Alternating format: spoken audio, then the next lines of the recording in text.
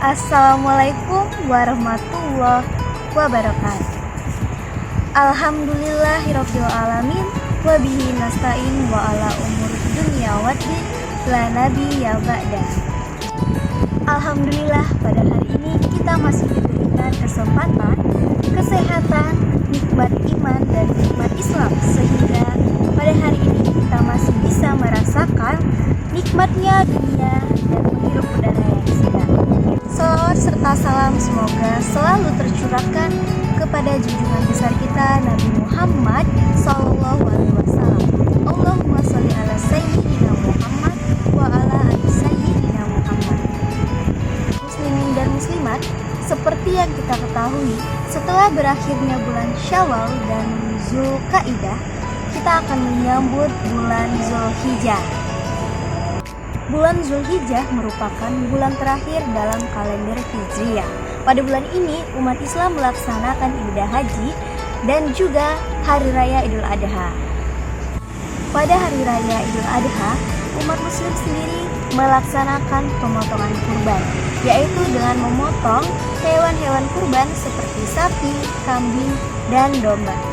Kurban sendiri merupakan salah satu amalan yang memiliki makna sangat mendalam, yakni merupakan bentuk rasa syukur, yakni merupakan wujud pengorbanan diri terhadap Allah Subhanahu wa Ta'ala, dan juga rasa syukur atas nikmat dari Allah Subhanahu wa Ta'ala yang telah kita nikmati selama ini.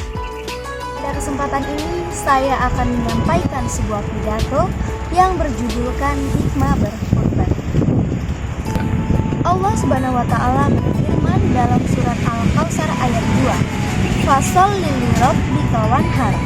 Artinya, maka laksanakanlah sholat karena Tuhanmu dan berkurbanlah sebagai tanda, sebagai ibadah dan mendekatkan diri kepada Allah Subhanahu wa Ta'ala.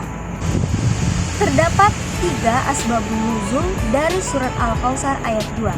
Yang pertama, kafir kaum Quraisy menganggap bahwa Rasulullah adalah nabi yang pengikutnya sedikit dan lemah. Kedua, kaum kafir Quraisy merasa bergembira atas wafatnya anak Rasulullah yang bernama Qasim dan Ibrahim. Dan yang ketiga, kaum kafir Quraisy merasa bersukacita atas musibah yang menimpa kaum muslimin. Selain itu, surat Al-Kautsar juga merupakan penghibur bagi Rasulullah, dan Allah menurunkan surat Al-Kautsar sebagai tanda bahwa Nabi Muhammad adalah sosok figur yang kuat. Ini juga membantah ucapan kaum kafir Quraisy. Faktanya, pengikut Nabi Muhammad SAW tersebar di seluruh penjuru dunia hingga saat ini.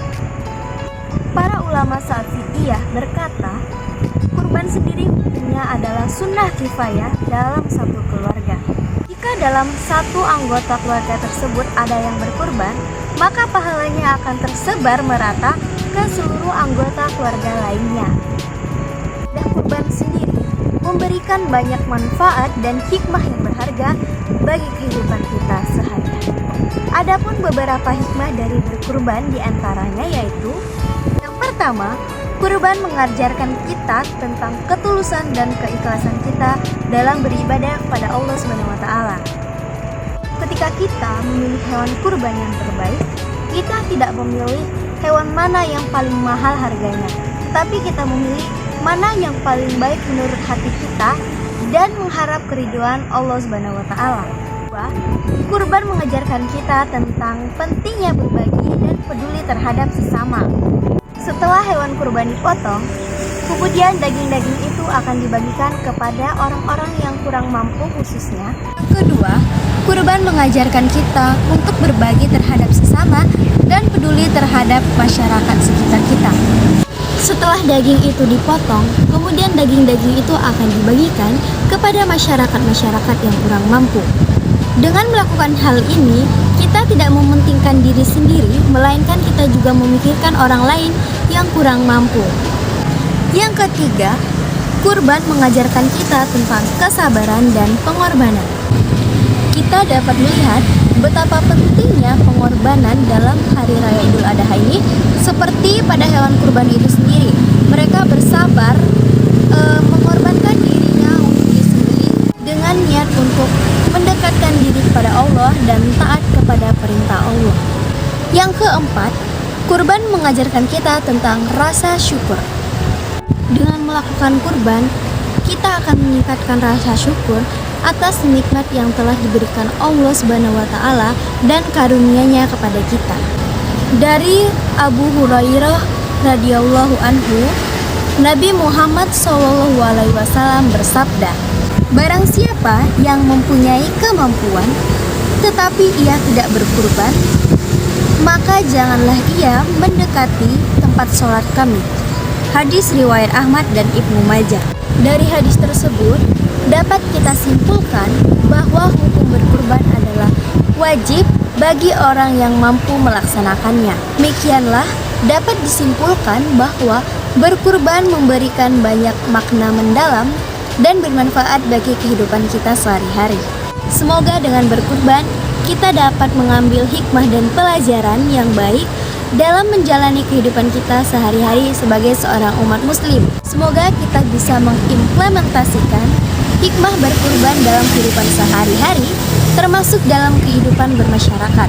Marilah kita jadikan momen berkurban sebagai momen pengingat diri untuk menjadi lebih baik lagi.